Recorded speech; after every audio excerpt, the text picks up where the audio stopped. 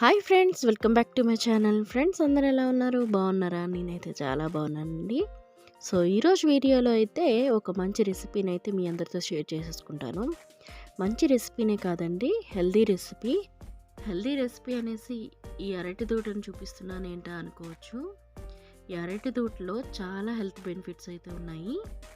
Kidney స్టోన్స్తో బాధపడే వాళ్ళు, అలాగే వెయిట్ లాసింగ్లో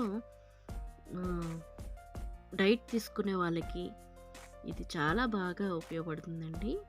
అంతేకాకుండా నెలకు ఒక్కసారైనా ఈ అరటి తోటని ఇలా కర్రీలాగా అయినా లేకుంటే జ్యూస్ చేసుకునైనా తాగితే చాలా మంచి ప్రయోజనాలు అయితే ఉన్నాయి.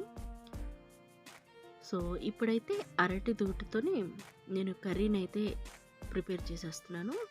అది ఎలా తయారు చేసుకోవాలో చూపించేస్తాను, చూసేయండి. ఫస్ట్ అయితే నేను అరటి దూటనైతే లోపల కాండం మాత్రమే తీసుకున్నాను. ఆ పైన డొప్పలన్నీ తీసేసానండి. సో అరటి దూట ఎప్పుడు ఫ్రెష్గా ఉంటే బాగుంటుంది కర్రీకి. సో ఇది ఒక 2 రోజులు అయిపోయింది. సో అందుకే ఇలా మచ్చలు అయితే వచ్చేసాయి. సో ఆ మచ్చల పార్ట్ అంతా తీసేసాను. ఇప్పుడైతే ఇలా స్లైసెస్గా కట్ చేసేసుకోవాలి. ఇలా కట్ చేసుకొని దానిలో ఉండే నారని తీసేయాలండి. ఇలా చేత్తో తీసినట్లయితే వచ్చేస్తుంది. తర్వాత చిన్న చిన్న ముక్కలుగా కట్ చేసేసుకోవాలి. మనం ఆలుగడ్డ ఎలా కట్ చేసుకుంటాం అలాగే ఇలా కట్ చేసుకున్న అరటి దూట ముక్కల్ని మజ్జిగ నీళ్ళలో వేసేసేయాలి. మజ్జిగ నీళ్ళలో వేసినట్లయితే ఆ వగరు అనేది ఉండదు. సో అందుకోసమే ఇలా ముక్కలన్నిటిని వేసేసి అందులో ఎక్స్ట్రా నార ఏమైనా ఉన్నా ఈ విధంగా తీసేసుకుంటున్నాను. అంటే మరీ పీచుగా అంటే నార నోటికి తగిలితే బాగోదు కదా అనేసి ఆ నారని ఈ విధంగా తీసేస్తున్నాను. సో ఈ రెసిపీ అయితే మా పిన్ని నాకు నేర్పించారు. వాళ్ళ ఇంట్లో ఎప్పుడు రెగ్యులర్గా ఇది రెసిపీ అయితే ఉంటుంది, తింటారు కూడా. సో నాకైతే వాళ్ళు షేర్ చేశారు.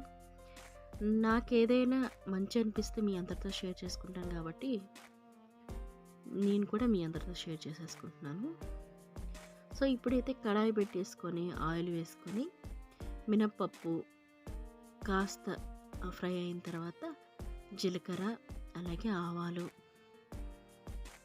ఎండుమిర్చి, మనకి ఎక్స్ట్రా కారమే ఉండదండి, ఎండుమిర్చి కారమే.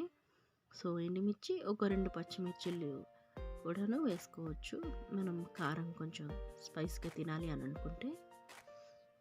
సో కరివేపాకు వేసి తాలింపు అయితే వేసేసుకోవాలి. కొంచెం తాలింపు అనేది ఫ్రై అయిన తర్వాత ఇందులోకి ఇంగువ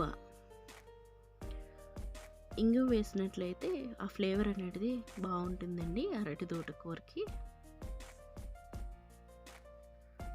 సో ఇంగువ ఒక 1/2 స్పూన్ వరకు వేసేసుకొని అది కూడా ఫ్రై చేసేసుకోవాలి. దీనిలోకి పసుపు కూడా వేసేసుకోవాలండి.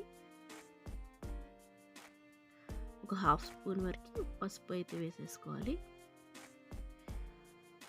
ఈ పసుపు కూడా ఫ్రై చేసేసుకోవాలి మంచిగా, అంటే పసుపు వాసన పోయేటట్టు ఇలా ఫ్రై అయిన తర్వాత ఈ అరటి తోటని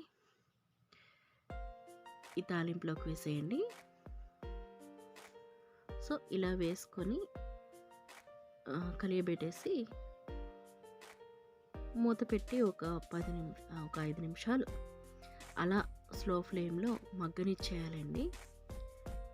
ఎందుకంటే మరీ అడుగంట వేయకూడదు, అలాగనేసి పచ్చిగా కూడా దించేసుకోకూడదు కదా. స్లో ఫ్లేమ్లో అలా మగ్గించుకోవాలి. మనకి ఆలుగడ్డ ఎలా ఫ్రై అవుతుందో అలానే ఫ్రై అవుతుందండి. టేస్ట్ కూడా సేమ్ అలానే ఉంటుంది, ఏం తేడా అయితే ఉండదు. టేస్ట్ కూడా చాలా బాగుంటుంది. సో కొంచెం మనకి అంటే ఫ్రై అయిన తర్వాత రుచికి తగ్గట్టు అయితే ఉప్పు అయితే వేసేసుకోండి.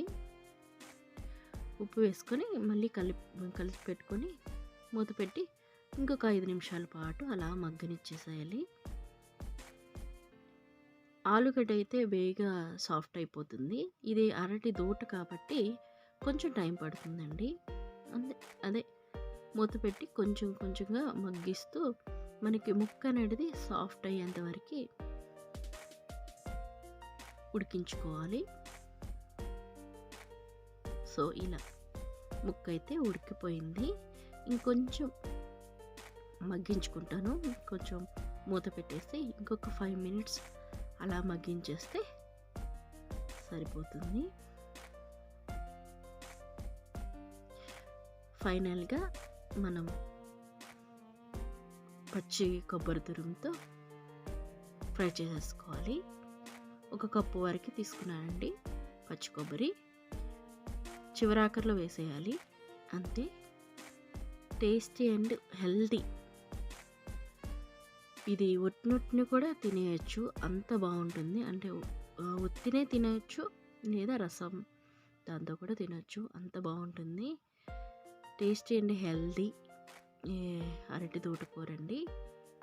ఒక్కసారి ట్రై చేసి ఎలా ఉందనేది నాకు తప్పకుండా కామెంట్ చేయండి.